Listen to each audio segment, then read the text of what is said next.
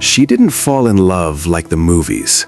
She fell in love furious, gripping her phone on a Tuesday afternoon, screen pressed to her cheek, calling her mother to complain about the most aggravating man she had ever met. "Mom, there is this man. He asked me how old I am. Then he asked if I'm married. Then he told me that most women my age already have 2 children." The line went quiet. Her mother took a long breath. "He's not wrong, you know." That was the beginning.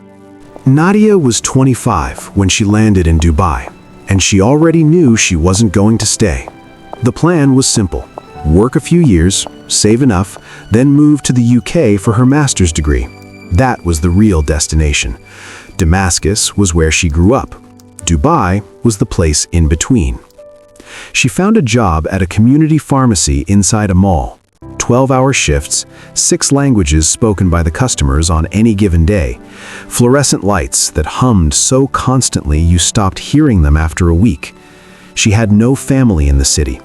Her mother was back in Syria, and Nadia called her every single night, not as a check-in, but because her mother was genuinely the only person in the world who already understood the full context of everything Nadia was about to say. 2 years passed. The UK plan stayed on the shelf, waiting. Then, the company opened a new branch. They moved her there without asking. She packed her things from the old counter, carried them to the new one, and got back to work. That was all it was. Marco was from the mountains of the Philippines. The kind of place where mornings come cold, the air feels clean, and the terraces stretch quietly across the hills like they've always been there. A place far enough from any city that life moves slower, and people do too. He carried that stillness with him. He wasn't loud, he didn't rush, he didn't say more than he needed to. By the time he arrived in Dubai, he had already built his life the same way he was raised, carefully, patiently, one step at a time. Somewhere along the way, that path led to a visa, Canada, stamped and waiting in a drawer. A future already outlined, ready whenever he decided to step into it.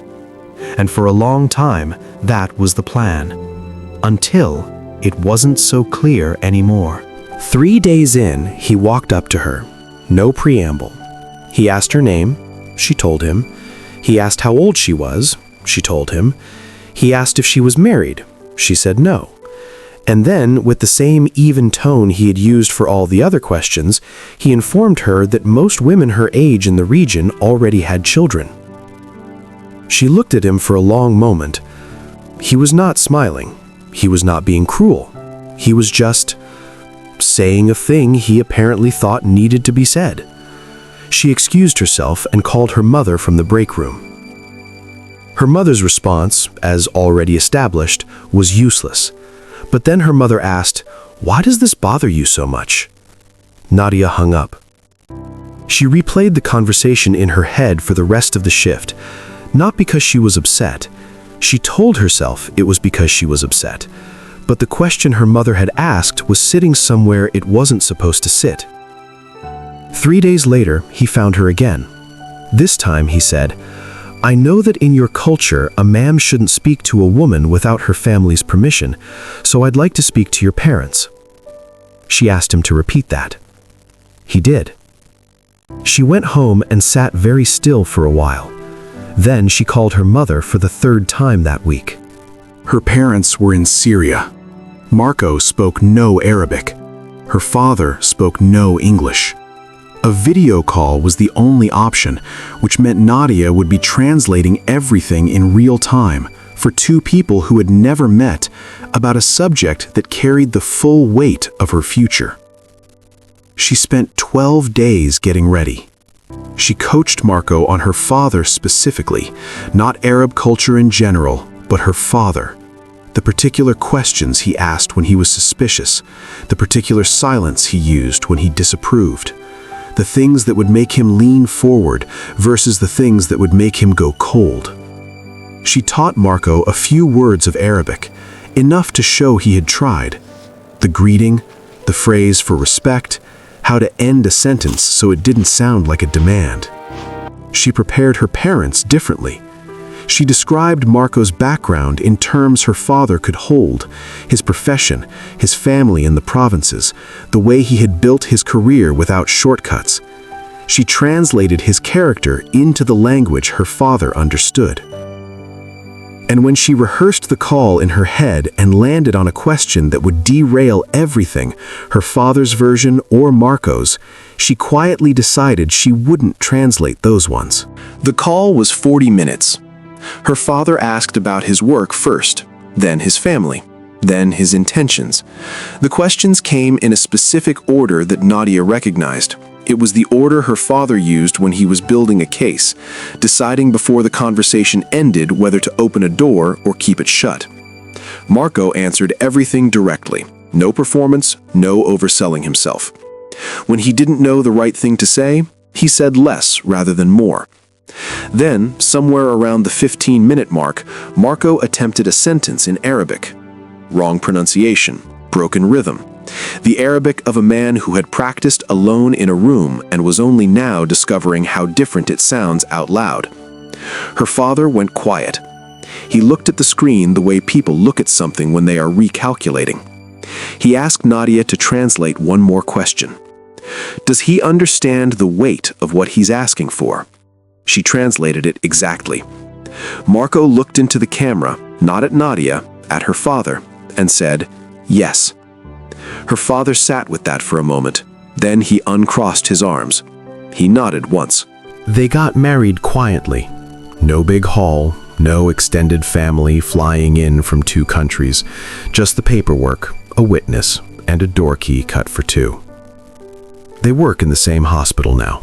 Drive to the same building in the morning, eat lunch at different times because their breaks don't align, drive home together in the evening. They share a kitchen, a television, and the particular exhaustion of people who spend their days on their feet. Nadia describes their life as boring, and she says it without any complaint in her voice. At some point, Marco realized the Canadian visa had expired. He's not certain when. He didn't feel it go. There are still real difficulties. A Syrian passport is one of the hardest documents in the world to travel on. Nadia cannot simply move to the Philippines with her husband. She would need 5 consecutive years of residency before she could apply for citizenship. So for now, Dubai is home.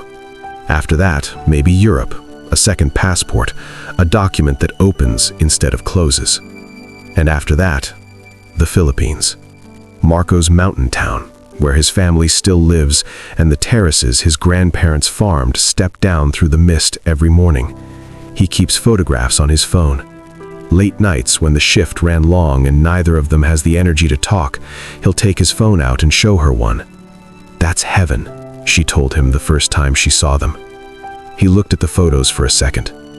"Yeah," he said, "it is." She thinks about the small things that had to line up. A manager who moved her to the new branch, a visa Marco hadn't used yet, a father who said bring him instead of no. Any one of those goes differently, and they are 2 strangers who never met, each somewhere else by now. Him in Toronto, her in London, both living the plans they made before they knew each other. She doesn't spend too long thinking about it.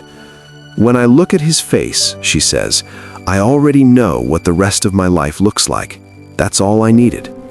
The passport problem, the 5 years, the distance, those are things we work on, but they're not the question. She thinks for a moment. The question was always just, is this the person? She glances toward the window, the city outside still moving. And it was.